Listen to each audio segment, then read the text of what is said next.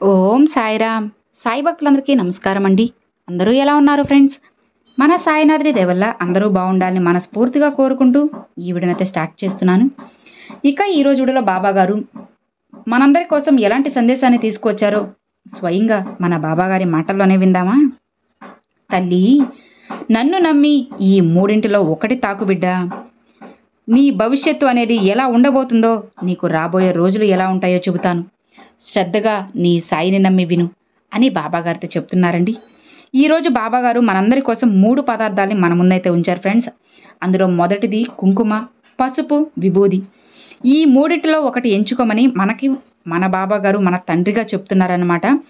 ఇక ఇది ఎంచుకున్నట్లయితే మన భవిష్యత్తులో మనకి రాబోయే రోజులు ఎలా ఉండబోతున్నాయో, అసలు మన జీవితంలో ఎప్పుడు ఏం చేయాలి, ఏం జరగబోతుంది అనేది అన్నీ కూడా బాబాగారితో చెప్తారు. కాబట్టి అందరూ కూడా ఒక్కసారిగా బాబాని మనస్ఫూర్తిగా మనసులో తలుచుకొని ఓం సాయిరామ్ అని చెప్పి ఒక్కసారి అనుకొని ఈ మూడింటిలో ఒకటైతే అనుకోండి ఫ్రెండ్స్. బాబాగారు మీకోసం, మీ అందరి కోసం ఏం చెప్పబోతున్నారో అనేది బాబాగారి మాటల్లోనే తెలుసుకుందాము. మీకు ఏదైతే అనిపిస్తుందో, పసుపు అయితే పసుపు, లేదంటే కుంకుమ, లేకపోతే విభూది అయినా సరే, ఇలా ఏదైనా సరే ఒకటైతే తలుచుకోండి. ఇక ముందు బాబాగారిని తలుచుకొని ఏదైనా ఒకటి అనుకున్నారా? ముందు మనం కుంకుమ తాకిన వాళ్ళకి బాబాగారు ఎలాంటి వార్తను అందించబోతున్నారో బాబాగారి మాటల్లోనే విందామా? బాబాగారు ఏం చెప్తున్నారో అంటే, తల్లి, ఈరోజు నేను నీకు దర్శనమివ్వబోతున్నానమ్మా. వెంటనే నీ సమస్యలన్నీ తొలగిపోతాయి. ఎన్నో రోజుల నుంచి వేధిస్తున్న నీ సమస్యలు ఇకపై ఉండవు బిడ్డ. ఆ తరువాత నిత్యం సంతోషంగా నీ రోజులనేవి గడుస్తాయి. ధన సమృద్ధి అనేది కలగబోతుందమ్మా. ఇప్పటి వరకు నువ్వు ఏ పని చేసినా సరే కలిసి రాక ఇబ్బందులు పడుతున్నావు కదా. ఇకపై తల్లి, నువ్వు అనుకోవడమే ఆలస్యం. ఆ పని వెంటనే పూర్తయిపోతుంది. దాని ద్వారా అధికమైన ఆదాయం నువ్వు పొందబోతున్నావమ్మా. ఇప్పటి వరకు కూడా నువ్వు నీ జీవితంతో పోరాడుతూనే కదా ఉన్నావు. ఇక ఆ పోరాటంలో నువ్వు గెలవబోతున్నావు బిడ్డ. అవును తల్లి, నువ్వు కోరింది ఏదైనా సరే ఇకపై నీ జీవితంలో అన్నీ కూడా గెలుపులే. ఇక ఏమీ ఉండవమ్మా. ఎందుకంటే ఈనాటి వరకు, ఈ రోజుటి వరకు నువ్వు భరించిన జీవితం అనేది నరకప్రాయమైన జీవితం. నిజమేనా? నీ దగ్గర ఉన్నప్పుడు 1 రూపాయి ఉంది, కానీ అవసరం వచ్చినప్పుడు అది 100 రూపాయలుగా వచ్చి చేరుతుంది. మరి నీ దగ్గర ఉన్న 1 రూపాయితో నువ్వు జీవితం ఎలా నెట్టుకు వచ్చావో ఆలోచించు. నీకే తెలుస్తుంది. నేను నీకు సహాయం చేయడం లేదు అని అపోహపడుతున్నావు కదా. భగవంతుడు నీ వెంటే ఉండబట్టే కదా అన్ని కష్టాల్లో కూడా నువ్వు నీ కుటుంబాన్ని పోషించుకుంటూ వచ్చావు. నేను నీకు సందేశం ఇస్తున్నానమ్మా. ఇకనిపై నీకు మంచి రోజులు వస్తున్నాయనే అర్థం. నన్ను నమ్ముకున్న వారికి నేను ఎప్పుడూ కూడా మేలు చేస్తాను. వారిని అస్సలు కింద పడనివ్వను. నువ్వు నన్ను మర్చిపోవద్దమ్మా. నా బాబా నా మొర వినడం లేదు, ఆలకించడం లేదు అని ఎప్పుడూ చింతించకు. నువ్వు ఎంత పేదరికంలో ఉన్నా తిండికి, బట్టకి ఎలాంటి లోటు లేకుండా చూసుకునే బాధ్యత నాది. నేను నిన్ను మంచి స్థాయికి తీసుకువస్తాను. నీకు నేను ఎంత మంచి చేయగలిగానో అంతవరకు సాయం చేస్తూనే ఉంటాను. నిన్ను ఒక స్థాయికి తీసుకువచ్చే వరకు సంపదని, ఆనందాన్ని ఇచ్చి దాని ద్వారా పక్క వాళ్ళకి కూడా నువ్వు ఎంతో కొంత సాయం చేసేలా చేస్తాను. అలా చేయడానికి నువ్వు సిద్ధంగానే ఉన్నావు కదా. నీకు కానీ, నీ కుటుంబ సభ్యులకు కానీ ఎలాంటి లోటు లేకుండా నేను చూస్తాను. నువ్వు అవతల వారికి ఎంత సాయం చేయగలవో అంత సాయం చేయి తల్లి. నీ జీవితం అనేది ఇంకా ఇంకా కూడా మంచిగా ఉంటుంది. అవును బిడ్డ, నేను చెప్పానని కానీ, లేదా నువ్వు చెయ్యకపోతే ఏదో కీడు జరుగుతుందని కానీ అపోహ అయితే అస్సలు పెట్టుకోకు. భగవంతుడు ఎప్పుడూ కూడా తన పిల్లలకి మంచే చేస్తాడు. ఎప్పుడు కూడా ప్రశాంతంగా ఉండేలానే చేస్తాడమ్మా. చెడ్డవారికి వాళ్ళ తప్పులు తెలుసుకునేలా చేసే బాధ్యత కూడా నాదే తల్లి. ఇలా చేస్తూ ఉండు, మంచిగా ఉండు. క్రమంగా వారికి ఎన్నో అడ్డంకులను నేను సృష్టిస్తాను. ఇది కూడా ఎవరైతే చెడు మార్గంలో వెళ్తున్నారో వాళ్ళని మంచి మార్గంలో నడిపించేలా చేసే ఒక చిన్న ప్రయత్నం. వారికి ప్రశాంతమైన జీవితాన్ని ప్రసాదించడానికి పెట్టే పరీక్షలే ఇవన్నీ. ఇవి గుర్తించకుండా నా బిడ్డలందరూ, బాబా నాకు ఏమీ చేయడం లేదు, మీరు నాకు ఎప్పుడూ కూడా కష్టాలనే అందిస్తున్నారే, ఎప్పుడు కూడా చెడ్డవారే సంతోషంగా ఉంటున్నారు, నేను మంచిగా ఉండి కూడా కష్టాలను అనుభవించాల్సి వస్తుంది అనే అపోహలు మాత్రం పెట్టుకోవద్దమ్మా. ఎందుకంటే నువ్వు చేసిన చిన్న చిన్న తప్పుల వలన నువ్వు అనుభవించే కర్మలను తొలగించాలి అంటే కాస్త సమయం పడుతుంది కదా. అప్పటి వరకు ఎవరిపైన ఎలాంటి నిందలు వేయకుండా శ్రద్ధ సబూరితో ఉండు. ఇక అతి కొద్ది రోజులలోనే నీ జీవితం మారబోతుంది. నన్ను నమ్మి నీ జీవితాన్ని సంతోషంగా సాగించమ్మా అని కుంకుమ పట్టుకున్న వారికి బాబాగారు ఈరోజు చాలా చక్కని సందేశాన్ని తీసుకొచ్చారండి. సో ఇక రెండవది పసుపు. పసుపు పట్టుకున్న వాళ్ళందరికీ బాబాగారు ఏం చెప్పబోతున్నారు సాయినాథుని మాటల్లోనే విందామా. తల్లి, ఇప్పుడు నువ్వు ఎందుకు అంతలా నిరాశ చెందుతున్నావు? నిరాశ అనేది వద్దు బిడ్డ. కష్ట సుఖాలనేటివి జీవితంలో సహజమే. అయితే ఒక్కొక్కరికి వచ్చిన కష్టం నుంచి వెంటనే విముక్తి లభిస్తుంది. మరికొంతమందికి కాస్త సమయం పడుతుంది. కష్టం అనుభవిస్తున్నావు అంటే ఒక కారణం ఉంటుందమ్మా. ఆ కారణం అనేది పూర్తి అవగానే నీకు అంతా శుభమే జరుగుతుంది. అంత మాత్రాన ఆలస్యమైందని ఆవేదన చెంది పరిస్థితిని విషమంగా మార్చుకోవద్దు కదా. నువ్వు అనేది నిజం తల్లి. నువ్వు ఏ ప్రయత్నం చేసినా ఏ పని మొదలుపెట్టినా అందులో ఎలాంటి ప్రయోజనము లేకుండా ఉంది కదా. ఎందుకంటే తగిన సమయం రాకుండా పరిస్థితిని చక్కబెట్టడం కుదరదు కదా తల్లి. పరిస్థితులు వ్యతిరేకంగా ఉంటే మనశ్శాంతి కరువై మానసిక వేదన కలుగుతుంది. అందువల్ల పరిస్థితులు చక్కబడాలి అని ఆ భగవంతుని ప్రార్థించడమే నీ బాధ్యత. మిగతాదంతా కూడా ఆయనే చూసుకుంటారమ్మా.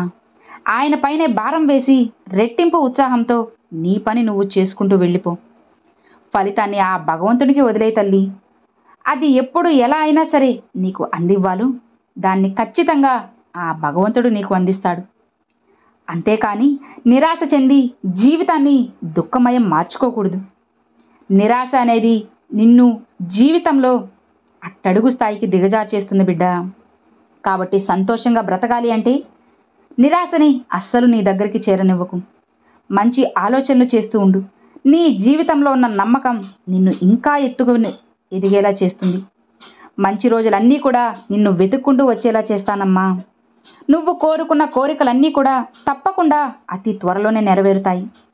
అందువల్ల నువ్వు ఎప్పుడూ కూడా ఆశావాదిగా ఉండు బిడ్డ అని పసుపు తాకిన వాళ్ళందరికీ కూడా బాబాగారు ఈరోజు ఇలాంటి సందేశాన్ని తీసుకొచ్చారండి.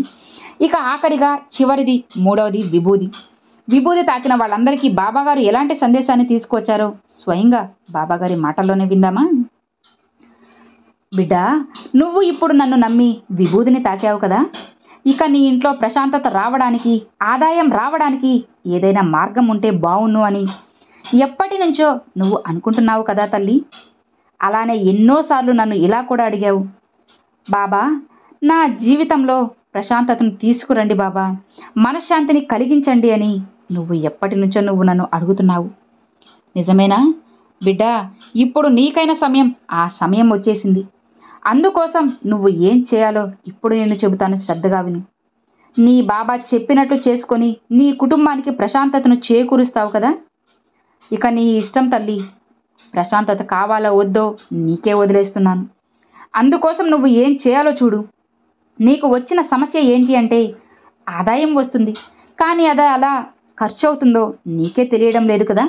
నీకు తెలియకుండానే నీ డబ్బులు మొత్తం ఖర్చు అయిపోతుంది. అసలు చెప్పాలి అంటే నెల పూర్తవకుండానే నీ దగ్గర డబ్బు పూర్తిగా అయిపోతుంది. ఇంకా అప్పు కూడా చేయాల్సి వస్తుంది. అక్కడ నుండి నువ్వు మిగిలిన రోజులు ఎలా గడపాలి అన్న ఆవేదనలతో అప్పు మీద అప్పు చేస్తూనే ఉన్నావు. నిజమే కదా బిడ్డ? నీ కుటుంబానికి అవసరమైనవన్నీ చేయడానికి ఎంతో ఇబ్బంది పడుతున్నావు. అసలు కొన్ని సమస్యలు తొలగాలి అంటే నువ్వు చేయాల్సిన పరిహారం అనేది ఖచ్చితంగా ఒకటి ఉందమ్మా. ఆ పరిహారాన్ని నువ్వు తెలుసుకొని జాగ్రత్తగా చేసుకో బిడ్డ. ఈ పరిహారాన్ని నువ్వు చేసి నీ పరిస్థితులన్నింటినీ కూడా మార్చుకొని నీ కుటుంబం ఆనందంగా ఉండేలా చూసుకో. అసలు పరిహారం ఏంటి అంటే నీ ఇంటి దగ్గర ఉన్న ఒక తులసి మొక్కకి ఒక పరిహారం చేయమ్మా. ఒకవేళ తులసి మొక్క లేకపోతే ఒక మంచి రోజు చూసి తులసి మొక్కని నాటు. ఆ మొక్కకి రోజు కూడా నీళ్లు పోస్తూ ఉండు. ఇక తులసి మొక్కను మీ ఇంటి సింహద్వారం వద్ద నువ్వు ఉంచాలమ్మా. ఇక ఆ తులసి మొక్క మొదట్లో ఒక రాగి నాణెం వేసి దాని మీద మట్టి వేసి పూర్తిగా కప్పేయాలి. అంటే ఆ రాగి నాణెం అస్సలు కనిపించకుండా కప్పేయాలి. ఇక ప్రతినిత్యం నీ శక్తి మేరకు తులసి మొక్కకు పూజ చేసి నైవేద్యం పెట్టు. కొంచెం నీరు పెట్టిన తరువాత మీ కోరికను ఆ తులసి అమ్మకు సమర్పించు తల్లి. అలానే ప్రతిరోజు కూడా గడపకి హారతి ఇచ్చి లక్ష్మీదేవికి పూజ చేసుకో.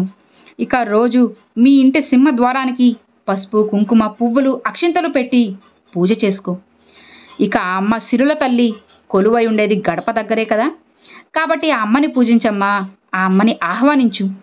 ఇలాగా రోజు ఈ విధంగా పూజ చేస్తూ ఉండు. ఇలా చేస్తూ ఉండు. కేవలం సరిగ్గా 10 రోజుల్లో మీ ఆర్థిక ఇబ్బందులన్నీ తొలగిపోయి ఆ సిరుల తల్లి మీ ఇంట కొలువు తీరుతుంది బిడ్డ.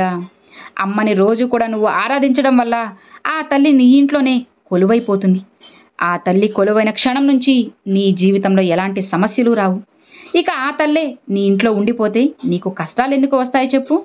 నీ జీవితమే పూర్తిగా మారిపోతుంది. ఆ అమ్మ మీ ఇంట్లో ఎప్పుడు ఉండాలి అంటే ఇంట్లో చికాకులు గొడవలు రానివ్వకుండా ప్రశాంతంగా ఉంటూ ప్రతినిత్యం కూడా ఇంటిని పరిశుభ్రంగా ఉంచుకో.